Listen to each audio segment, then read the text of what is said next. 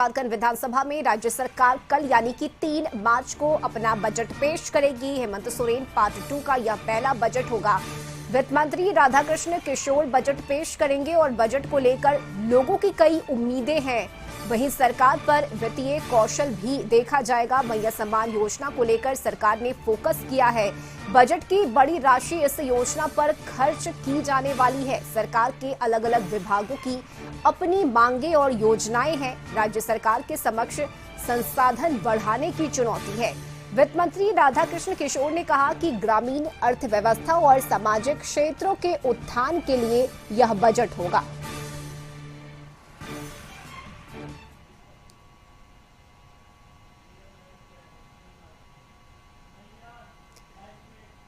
और सहयोगी नैयर इस वक्त हमारे साथ जुड़ गए हैं। नैयर, राज्य सरकार कल यानी 3 मार्च को अपना बजट पेश करने वाली है, लेकिन उम्मीदें काफी ज्यादा और सभी की निगाहें इस बजट पर टिकी हुई है कि आखिर क्या कुछ तोहफा हेमंत सरकार पार्ट 2 की तरफ से इस बजट में दिया जाता है।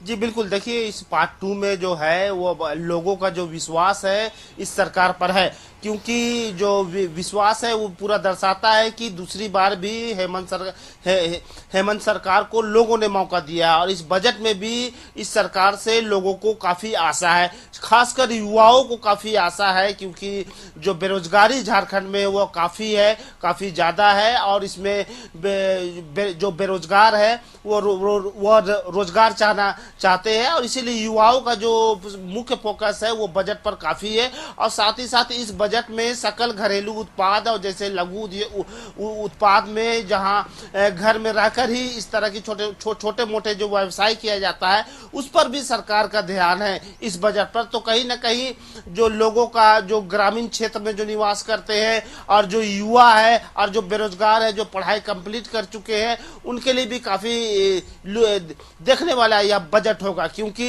हेमंत सरकार लगभग इस बार जो नियुक्ति है नियुक्ति भी कर रहे हैं और साथ ही साथ जो अगर सरकारी सेवा में जो नहीं आ पा रहे हैं उसके लिए भी एक सकल घरेलू उत्पाद की तरह एक लघु उद्योग स्थापित करने की कोशिश करवा रहे हैं। और जगह जगह जहां सुकर पालन हो गया, मुर्गी पालन हो गया, गाय पालन हो गया, कुक्कुट पालन हो गया, तो हम कह सकते हैं कि इस तरह के छोटे छोटे जो लघु जो उद्योग को अगर बढ़ावा देने का जो कयावत है वो सरकार के द्वारा की जा रही है। क्योंकि अभी फिलहाल जो वित्त मंत्री के द्वारा जो भाषण दिया गया था उसमें सबसे ज्यादा जो जिक्र है वो ग्रामीण इलाकों का जिक्र है और जो युवाओं का ज्यादा जिक्र है, जिसमें यह बताया गया कि झारखंड के कोई भी जो युवा है या जो सुदूर इलाके में रहते हैं उसको उस तक सरकार पहुंचेगी, यानी कि सरकार उस तक पहुंच के उसके कार्यों में हाथ बटाएगी या उसकी जो सुविधा है उसको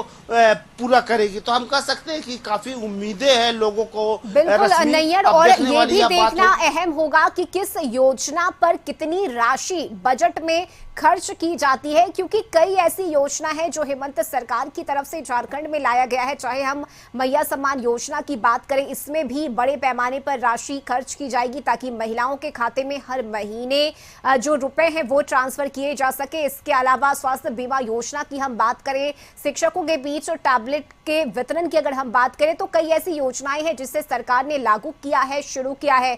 तो किस तरह से ये संतुलन बिठाया जाएगा, कितनी बजट इस पर खर्च की जाएगी, कितनी राशि खर्च की जाएगी, ये भी अहम है देखना।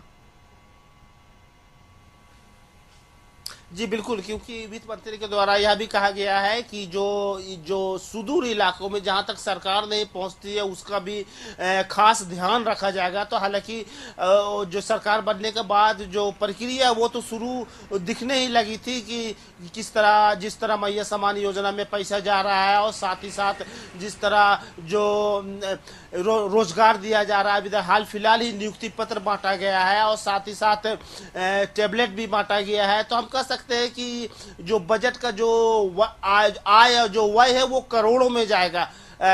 क्योंकि सरकार का ये जो दूरदर्शी योजना माना जा सकता है। और साथ ही साथ जो कुक्कुट पालन है उसमें ऑलरेडी पहले से ही बजट में प्रावधान है करोड़ों रुपए का, लेकिन इसे और विस्तृत जो विस्तार उसे करना चाहती है सरकार की, या जो कुक्कुट पालन हो गया या सुअर पालन हो गया, ये हर घर में हो, तो इसके लिए भी जो करोड़ों रुपए का जो है वो आय व्यय जो है वह सरकार के द्वारा गठित की गई है। हालांकि अब देखने वाली बात होगी रश्मि कि कल जो बजट जो पेश होगा उसमें कितने करोड़ रुपए का सौगात लोगों को मिलती है। बिल्कुल नैयर, नजर बनी रहेगी इस बजट पर, और क्या कुछ बजट में खास होता है ये भी देखना महत्वपूर्ण होगा। बहुत शुक्रिया नैयर आपका इन तमाम जानकारी के लिए।